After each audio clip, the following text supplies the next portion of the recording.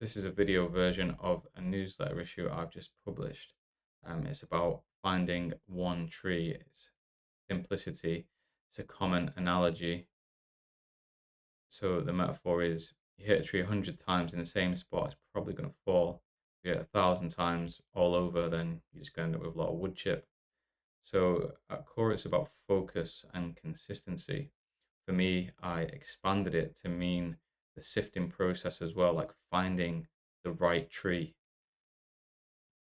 So some problems I've been facing, which you may have also faced, is too many options like platforms, tools, contents, ideas, knowing how much trial and error to do before going all in on a particular idea, being inspired and mainly distracted by constant new ideas and businesses around AI, knowing your direction but not locking in the method of transport, so how you're actually going to get there, and fear of slipping back into old patterns of jumping between projects and getting new ideas, which I feel like a lot of people do.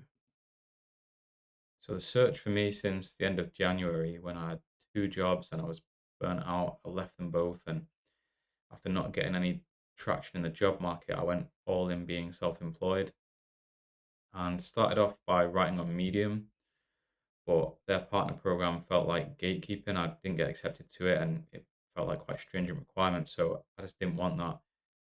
Then I moved on to building a local What's on site, and then did an event for AI, but no tickets sold. Then moved on to consulting, which I'll keep in a small part, but again, that's just exchanging time for money, and it's not really what I wanted. So I wanted something with standalone value. So that's the key thing, really, is knowing what you actually want. And through that process, I really started to sift down what I did want.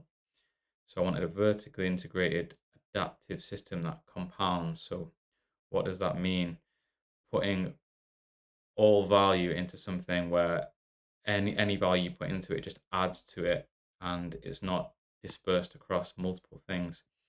So I wanted speed and scale, and I wanted it to be ongoing. So that means something online that doesn't just stop like when with a client and you're not waiting on clients. So I figured I had a newsletter idea that had been floating around. So the newsletter, after just publishing it, the first issue, it made sense. That was the obvious thing. That was the tree. So I decided to focus all my efforts on the newsletter, and everything is going to feed into that. So I looked around in my life of what was actually working at that time, and running was going really well, park run in particular, and I was trying to extrapolate the mechanisms of why that was, and it was the weekly cadence. It was like non-negotiable. It was just always there at 9 a.m. on a Saturday, and it was a target to train for. It was straight back to it and preparing for it for the next one, and every Saturday morning having that ritual to sort of enact. So applying that to the newsletter, I thought I would do it every Friday. It's a weekly cadence. So all the week can build towards that, and then after it, it can be about distributing the content related to it as well. And then you can go straight back into drafting the next issue, and it becomes like a bit of a ritual. So, what are the lessons that I sort of learned during this process? Be patient with the trial and error. It feeds the process later. Knowing what you want and then designing for that specifically. Once something hits your requirements, just go all in. Simplicity is the foundation of the system. Don't go for the short term play. So don't snap off a twig when you want the tree. I found that with doing the event. Know what you don't want and then remove as much as possible. Subtraction is paramount, so keep removing what isn't necessary.